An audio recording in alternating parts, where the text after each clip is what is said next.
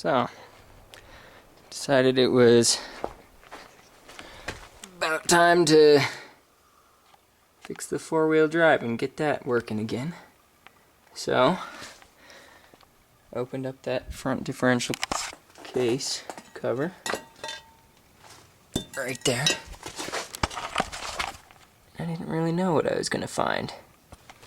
And I must say what I have found, I'm happy that it is probably going to be a pretty easy fix. But first, a little backstory. So I knew the four-wheel drive didn't work, and I also knew when I drained the oil and replaced the oil that big chunks of metal, I don't know, maybe an inch long and quarter-inch wide in diameter, came out of the hole when I drained the oil. So I knew there were definitely some broken parts up in this differential. But I didn't know what parts were broken, and so when I put it on blocks, got the wheels spinning in four-wheel drive, and I knew it wasn't the transfer case, because the transfer case was sending power through that front drive shaft. And so I knew the differential was getting power, and it just wasn't getting sent to the wheels for some reason. But one thing I thought it was actually a broken front axle shaft on this right side, and that's because when I had the wheel spinning on blocks, I could come over here to this wheel, I could spin it, it'd spin about as much as you would expect a unassisted wheel to spin, about that much, and then it would stop. But then when I came over to this side,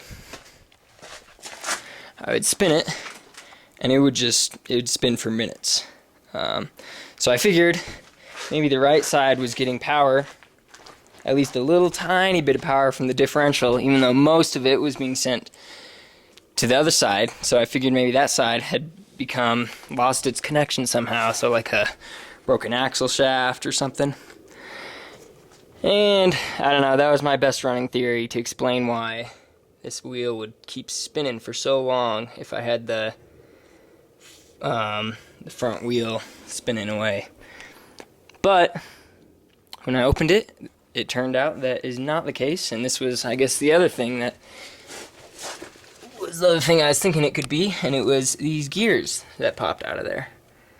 And I don't have all my terminology, but these are the gears that just connect. They go between this gear and this gear, and these ones are connected directly to the wheel. So when I spin the left wheel, you can see that's spinning, and when I spin the right wheel, there we go. So it's actually the gears that sit in between those. Let's see if I can get this. So something like that on each side is how they ought to sit in there. But when I opened the differential case cover, those two pieces popped out right away, and as you can see, they are pretty much trashed. I mean, there's whole chunks of metal, and that's the pieces of metal that came out when I first drained the oil. It was all these little gear teeth that have been shredded away.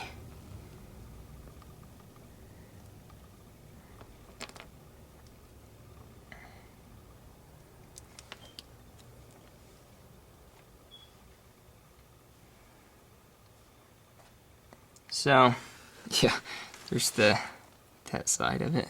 You can see. So yeah, you can see they're pretty messed up. Not surprising, four-wheel drive was not working.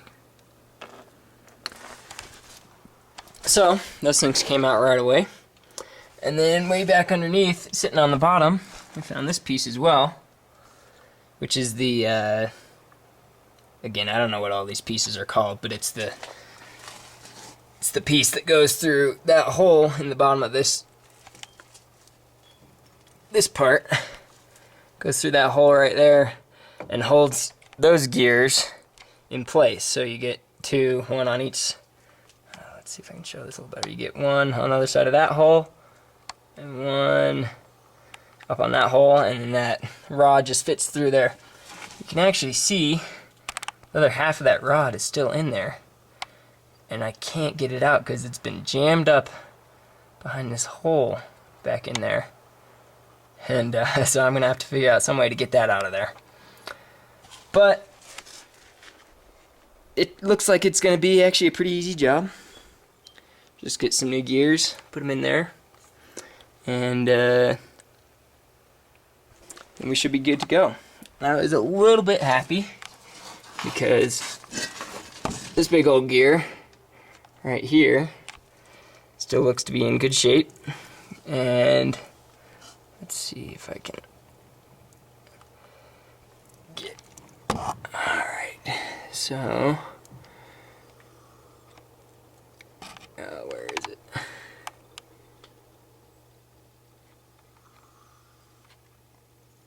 And you can see, oh, there it is. The gear that drives this gear is also in good shape, way back in there.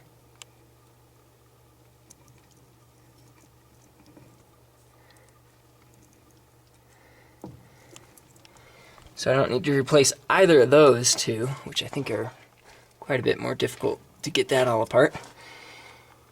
And even these gears that are connected to the axles look to be in pretty good shape. I mean, you can definitely see there's a little bit of wear in there. I went and looked through on all the teeth, and there's some spots that are a little kinked up and everything, but I don't think it's at all something that would prevent it from functioning or even increase the wear that it takes as I start using it. So I was kind of excited. I didn't think I'd have to replace those, but it looks like everywhere I can find online that they really only sell these two gears in a kit with all four gears, all four spider gears. So we'd get those two, and I guess since I'm going to be in there, might as well go ahead and replace those two gears. And then it comes with the pin, so slide those gears out, put the new ones in, and I think it comes with like washers for each one. And then put those gears back in, the new ones. Put the shaft through the middle, hold them tight, put the pin in, keep it from falling out. And I think we'll have four-wheel drive up and running again. But it's kind of cool, just seeing how it all works and everything in there. Because I've never seen inside an actual differential. I've seen watched a really good video on YouTube a while ago that kind of explains how they work. It's a great video. I recommend it. I'll put the link in the description. And that's how I learned about how these differentials work. Basically, YouTube University. Hooray. Yeah, I guess I could give a little explanation for those of you that are here and still watching and don't already know. But basically the drive shaft from the transfer case comes up here and spins spins this whole unit like so.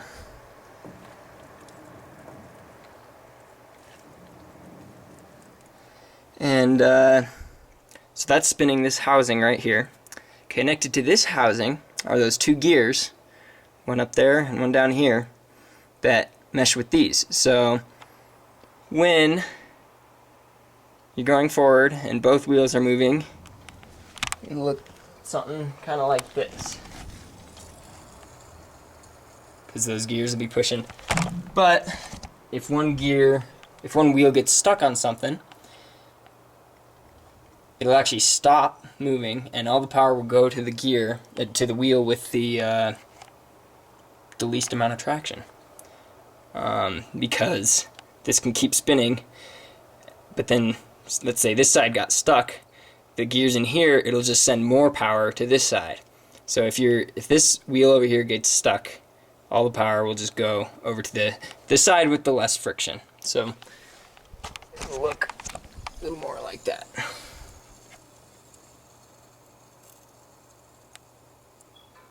I guess here's what it'll look like if you're going along. They're going along, and then slowly one kind of starts to get more friction, and then more power goes to there. And of course, if one wheel does stop, you actually end up getting, I think it's twice as much power to the other wheel.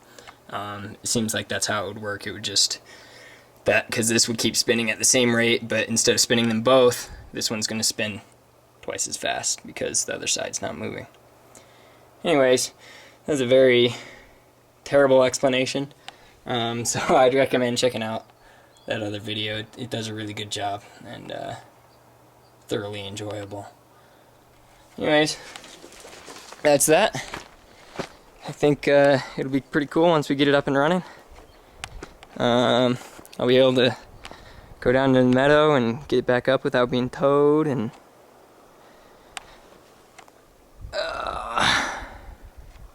it'll be a lot of fun. So I'm gonna go order some parts, and I guess I'll see you guys next time when I well, you guys will see me next time. You probably won't, when I put it all back together. Alrighty.